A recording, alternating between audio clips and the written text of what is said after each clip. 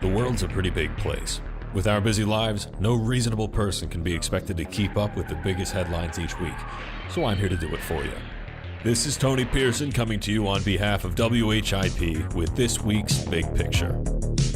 This past week was ridiculous. Like, a lot of really serious stuff happened. I'm gonna go over what I believe to be the most serious and relevant news, and I'll list off some other things that happened at the end, but yeah, this past week was just absolutely nuts in the news world. To start things off on the topic of something that we talked about a lot last week, Trump has officially signed the internet privacy repeal. This happened on Monday, and just to give a quick refresher, once again, it's talked about in depth on last week's episode. There were regulations going into effect that would have prevented internet service providers from selling their customers' personal information.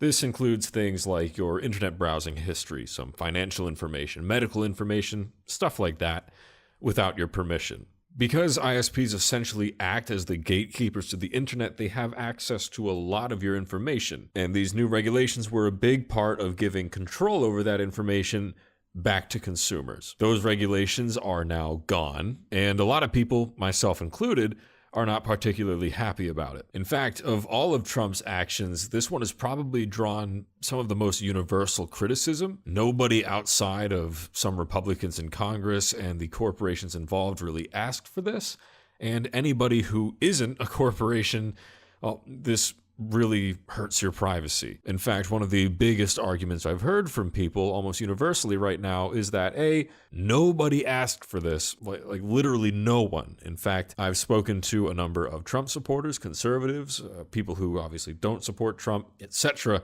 I have yet to find anybody who, when they understand what this is, actually supports it, because this was really just a bold-faced attack on consumer privacy and privacy rights. But given Trump's pro-business track record, it's hardly surprising, or at least it's hardly surprising to me. I didn't have high hopes for this. But I mentioned this last episode.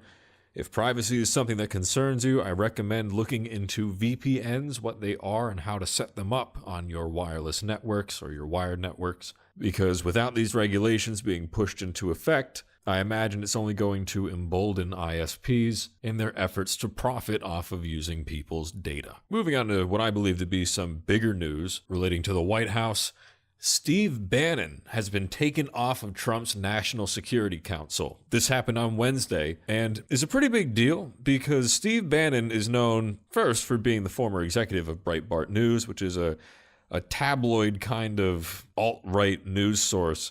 Honestly, they're about as close as you can get to just pure fake news without going to like the Onion tier kind of stuff. They try to pass themselves off as real news, but they tend to bend facts and distort reality much more than you would see from, say, Fox or CNN. And they were known for often running articles that had very clearly racist or white supremacist or, well, pick your radical right poison. It was a lot of that kind of stuff on that site. But in addition to being the former executive of Breitbart, Steve Bannon is also very well known for being one of Trump's top advisors and strategists at the White House, and also being one of Trump's top advisors during his campaign. As a result of that, for a while, Bannon's been in a position of some really serious power in the White House. And more recently, he'd been clashing with others on Trump's team of advisors, trying to kind of strong-arm some policy discussions. One example of this happened at the Freedom Caucus recently, discussing the new GOP healthcare bill, where he's quoted as saying, "Guys, look, this is not a discussion, this is not a debate, you have no choice but to vote for this bill," among other things, which of course drew a lot of criticism and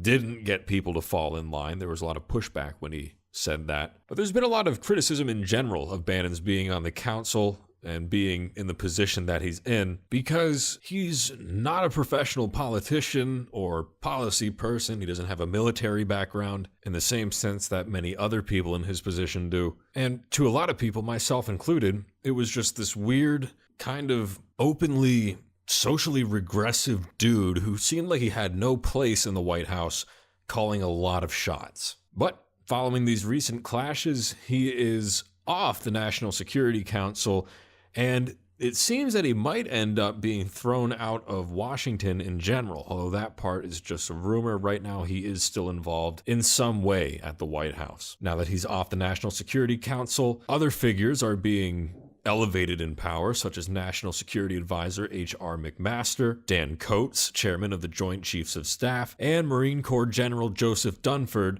to name a few. In other words, people who are extremely qualified have been put back into these positions of power, which is really important because up until now, I guess, people who were very unqualified were calling a lot of shots.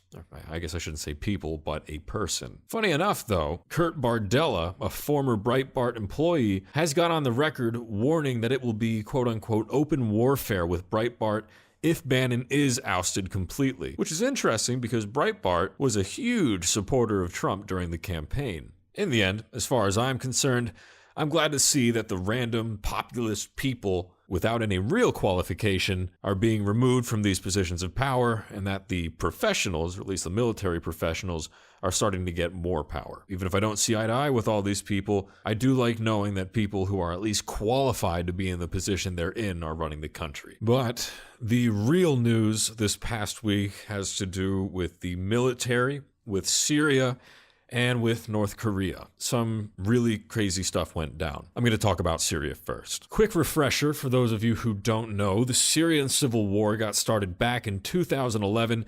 There were protests against President al-Assad's government going on at the time. Now, protests are nothing unusual in modern governments. That's what people do when they want to stand up, when they think that something isn't going the way it should. Sometimes you'll see protests waited out. Other times you'll see maybe shots fired in really extreme cases. That usually gets a little bit of backlash. But in the 2011 protests in Syria, the government actually called in an airstrike on protesters, killing a lot of people. And I mean, I don't know how they didn't expect this to happen, but it kicked off what is shaping up to be one of the single bloodiest conflicts of the century so far. Note to world leaders, when you bomb your public, anybody who didn't support a violent uprising up until that point probably will. That's what happened in Syria. So this war has been waging for about 6 years now, and it's been ugly to say the least. On Tuesday, it got really ugly. Chemical weapons were used on civilians, and a lot of people died. These weapons have since been attributed to the Syrian government. At least 70 civilians died, including a large number of children. I've seen a few specific numbers, the most reliable of which puts the death toll at 83. Witnesses describing the attack said that it was a fog that enveloped men, women, and children, leaving them to suffocate, choke, and foam at the mouth, often dying by choking on their own fluids and convulsing. This is pretty standard stuff for chemical weapons and nerve gas. This is absolutely horrific, and these kinds of things are outlawed by a number of international laws, including the Geneva Conventions. And to top it all off, this is actually not the first time this has happened. Syria has used chemical weapons on its civilians in the past. For example, in 2013, an attack on a densely populated Damascus suburb, which Damascus is one of the larger cities in Syria, killed literally hundreds of civilians. After the attack in 2013, the Syrian government claimed that it would dismantle its chemical weapons, but now it appears they have not. Following this attack, there were the usual responses, lots of angry words from the West and the UN. But if you look at what's happened in the past, because like I said, this is not the first time it has happened, usually angry words and letters and maybe some economic sanctions are where it ends. In the 21st century, Western countries have been very hesitant to actually do anything, to actually show some force. And looking at the US, recently, a lot of sentiment has been very isolationist and anti-involvement in the Middle East. That was one of the big parts of Trump's campaign, actually. He tried to paint Hillary as a warmonger, talking about her suggestion of setting up a no-fly zone over Syria, stuff like that. So it goes without saying, I think, or at least when I saw this happen, it went without saying, that I didn't expect the US or really any other country to do anything. I wanted them to, because this is, well, clearly a crime against humanity, and I'll talk more about my opinion later, but not many people expected anything to happen. However, immediately after this attack and after all of the, denouncements and statements and stuff like that from the UN, the US had hinted at the possibility of unilateral action, with statements essentially amounting to, you guys can't keep doing this and expect nothing to happen. Well, something happened. The next day, the U.S. military launched 59 cruise missiles at a Syrian military airfield.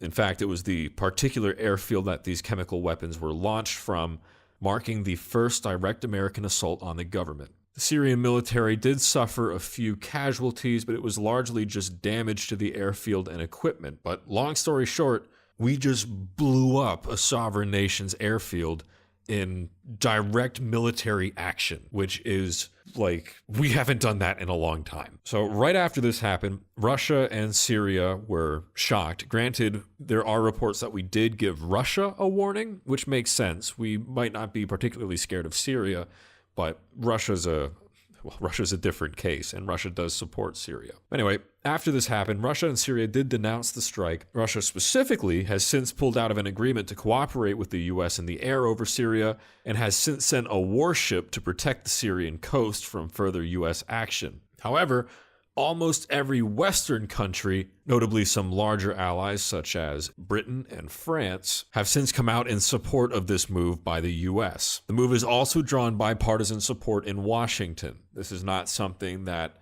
the Democrats or Republicans have really criticized Trump for authorizing. In general, the sentiment seems to be that enough is enough, and eventually you gotta put the boot down. I'm inclined to agree, but I'll talk more about that at the end of the show. The military action in Syria, however, isn't the only heating up that's going on with the U.S. military, as we are also sending a warship, or specifically a strike group of warships, towards North Korea. On Wednesday, North Korea test-fired a ballistic missile into the sea. Again, immediately after, the U.S. released a response, which was incredibly short. I'm going to read it in its entirety right here.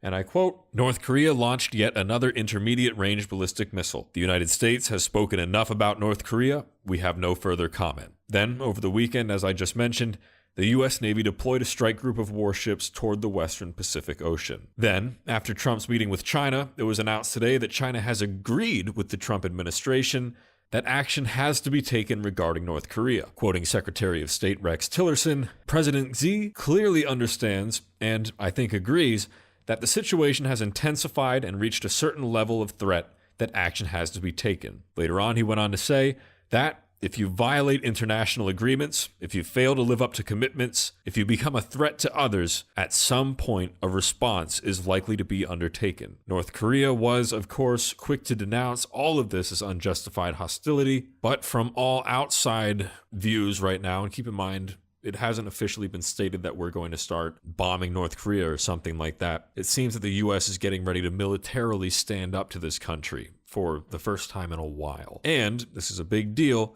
it seems like we might have China's support, which is honestly the only thing that's been really stopping us in the past. So, yeah, things are heating up militarily almost out of nowhere. And it has a lot of people really surprised, because we're kind of used to this thing in the US, or at least I'm used to this thing where whenever we do something militarily, we'll like give weapons to people, or we might like train an army or something like that. But it's been a while since the US military has specifically started slapping other countries around. So, what are my opinions on this? Well, here's the deal. In general, I don't like foreign military involvement, and I don't like the way the U.S. has done it in the past. We've done a lot of toppling governments over ideology, over fear of communism or fear of socialism, oftentimes supporting governments that are more destructive than the ones that we topple, or if we do topple a destructive government, we often don't stick around long enough to prop up something that can keep the region together. That's what we've seen in Iraq recently and Iran, two regions that are very unstable right now because we waged a war over there and then we pulled out without finishing what we started. That being said, there are times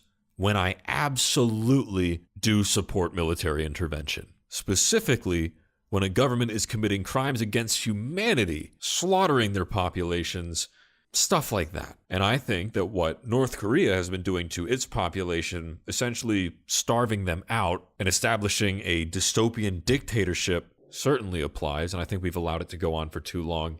And in Syria, watching as another country repeatedly uses chemical weapons on its civilian population, and watching as the rest of the world stands by and does nothing, frankly, I think we should have done something a long time ago. At the end of the day, we are one of the biggest and strongest countries on the globe. And if we want to pretend that we're the greatest country in the world, and if we want to say that we're a superpower, and if we want to try to be the champions of freedom and justice, well, I think when terrible things like this are going on anywhere in the world, if we have the power to stop it, I think we ought to. And like I said, I'm disappointed that we haven't in the past, especially with Syria. I mean, North Korea has been a wreck for a long time now, and they're getting their hands on nuclear weapons, which is a big deal. But in Syria, they've been gassing their civilians on and off for years now, and nothing's been done. Yeah, I'm glad we're doing something. I don't know that I want to see boots on the ground, but would I shed a tear if we started blowing up every single one of Assad's airfields, crippling his military so he can't pull stuff like this? Sending a clear message that if you're going to use chemical weapons, which are outlawed by a number of international treaties and the Geneva Conventions, most notably, something's going to happen to you? Yeah. In fact, I think we could take the guy out himself, and I wouldn't shed any tears. With all that in mind, while I do support these actions, I also want to acknowledge that it is very hypocritical of Donald Trump to be approving them. I think you can acknowledge that you support something and also think it's hypocritical at the same time. But during his campaign, and long before it, Trump has been very anti-intervention in Syria. And as I mentioned earlier, sort of labeled Hillary as a warmonger for touting intervention in Syria. And now that he's in power, I mean, the dude literally launched missiles at this country. So it is hypocritical of him, I think. That being said, I do applaud our current government for finally stepping up, growing a pair, and doing something. Because at the end of the day, I don't like Trump. I don't like the administration right now, but al-Assad's government is, I know I've said it like 3 times right now, but it blows my mind every time I say these words. They are and have been using chemical weapons on civilians, non-combatants. And if that's not cause for violent military intervention, I don't know what is. I don't know, like, if you don't draw the line there, I don't know why you bother being an international power. Like, if anything, this has made me lose faith in the UN, because, like, if you're not going to send people with guns to deal with this garbage, why even have an army? Why even have a military? Why even have these international groups if you're not going to do something when this kind of stuff happens? So begrudgingly, I applaud the Trump administration for doing something. Now, another quick note, there are a lot of other things that happened this week before I sign off.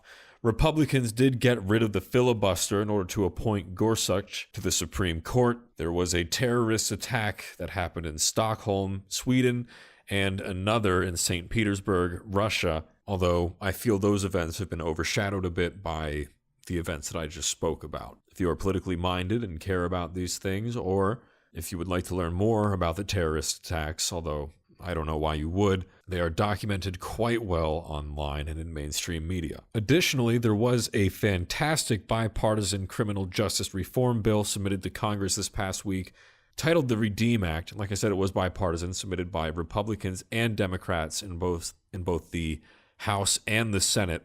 This act is amazing, in my opinion. It seeks to reform the way our country handles felonies, nonviolent felonies in particular, to make it easier for people to reintegrate back into society after they've served their time by allowing records to be sealed or in some cases expunged, so that if you commit a nonviolent crime, get hit with a felony, serve jail time, but serve it well, get out and stay out for a year so you show that you're not just going to commit more crimes and go right back to jail, they will do things to minimize the impact your record has on getting a job so that you can get back into society. That's in stark contrast to the current system where if you get hit with a felony for anything, it essentially makes you impossible to hire for any sustaining job, which is why so many people who get hit with felonies resort back to crime. If your job prospects are limited to things which pay $20,000 a year if you're lucky, which is not enough to support yourself in today's economy, it's no wonder people turn to things like selling drugs where you can easily make 50 grand,